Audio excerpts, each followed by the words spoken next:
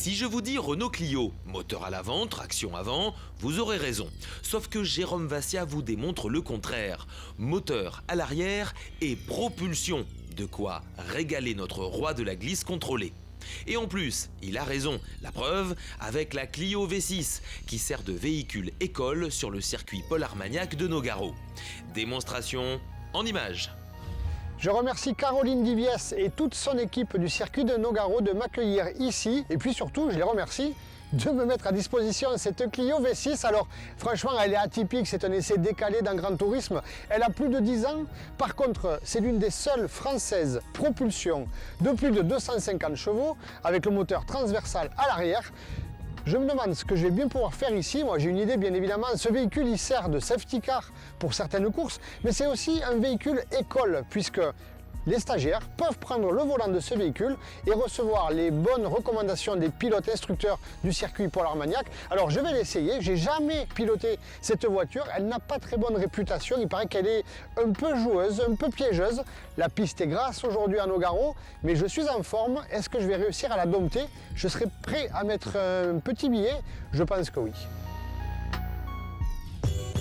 Sur le plan esthétique, elle est vraiment bodybuildée, elle est super large. Regardez la taille de l'aile par rapport à une version classique. C'est vraiment très large et aussi très bas, surtout sur l'arrière, elle est vraiment plongeante. Alors moi, ce qui me fait penser à la sportivité, c'est d'abord cette couleur bleue. Pour moi, ça me fait penser à la fameuse berlinette qui était connue dans le temps, qui est toujours connue, qui est une très belle pièce de collection. Mais elle me fait aussi penser à la fameuse Renault 5 Turbo qui était large aussi, avec des aérations, des prises d'aération ici. Et puis surtout, on peut voir le moteur à l'arrière, derrière les deux sièges avant, car il n'y a pas de place sur les banquettes arrière.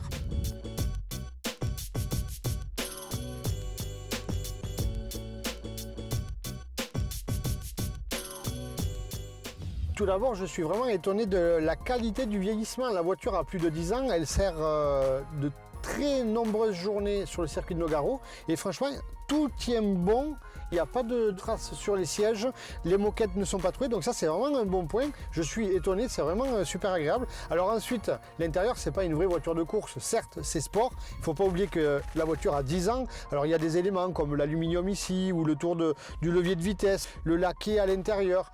Ça fait sport, le volant lui n'est pas très sport, d'ailleurs il se règle qu'en hauteur, il ne se règle pas en profondeur et du coup là je pense que je suis un petit peu trop loin du volant.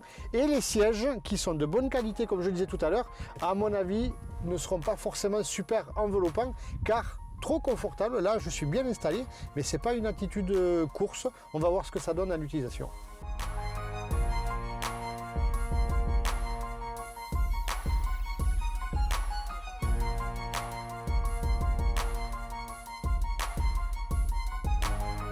Ça y est, nous sommes prêts sur la piste. Je dis nous parce que je suis dans la voiture, mais aussi mon caméraman Jean-Philippe. Il va falloir s'accrocher.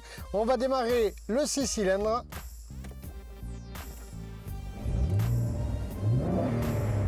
Alors le moteur est juste derrière. Il est très présent dans l'habitacle. C'est pas pour nous déplaire parce que là, franchement, on est à Nogaro sur un circuit. C'est pour faire du sport. Et comme d'habitude, sur route classique, on ne peut pas se le permettre. Là, on va le faire. Départ, arrêté. La longue ligne droite de Nogaro, attention. Allez, c'est parti pour une VMAX. Troisième, 110 km/h. Quasiment 7000 tours. Ouh là là là, ça pousse. Quatrième, on est quasiment à 180. Et il faut commencer à freiner déjà, la piste est humide. Ouh là là, c'est chaud. C'est sur des œufs. Ah, ça fait du bien. 180, c'est rare. Alors, avec cette Clio V6, qui est une voiture école de pilotage, deux types de pilotage. On va essayer de faire un pilotage classique, pur, style circuit, des trajectoires tendues. On dose l'accélérateur, on essaie de vraiment pas perdre de temps, on regarde loin.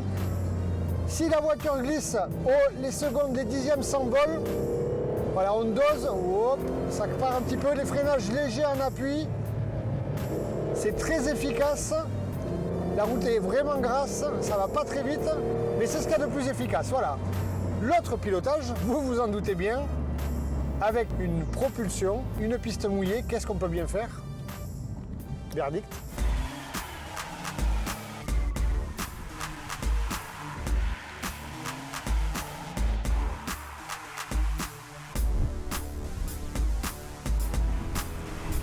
Alors le verdict, après le pilotage circuit, on va faire un pilotage glisse avec un peu plus de transfert de charge, la voiture un peu plus en appui. Hop, elle commence à partir.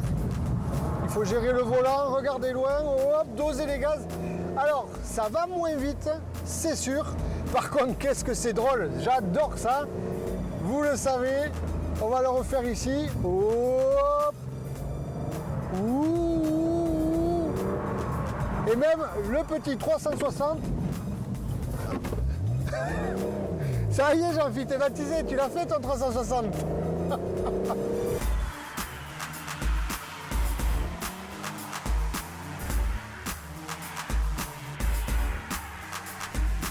Pour parler sérieusement de cette Clio V6, il ne faut pas oublier qu'elle a plus de 10 ans. Le seul gros défaut, c'est l'absence d'autobloquant. Alors c'est pour ça qu'elle a sa réputation, je pense. C'est que dès qu'on est en glisse, comme on l'a vu un peu aujourd'hui, eh bien, avec l'absence d'autobloquant, les roues ne tournent pas forcément à la même vitesse. Du coup, la remise en ligne est plus compliquée puisqu'il y a une différence de vitesse. On peut prendre ce fameux coup de raquette qui est un peu dangereux. Sinon, quand on sort parfaitement en ligne, c'est très ludique. Le moteur, c'est plaisant. La boîte, c'est pas qu'elle a du jeu, mais c'est un peu long. C'est sûr qu'en 10 ans, ça s'est beaucoup modernisé et les constructeurs font mieux maintenant. Mais honnêtement, c'est super plaisant. Une voiture comme ça, pour aller s'amuser sur des circuits, que ce soit en grip ou en glisse, franchement, c'est la régalade.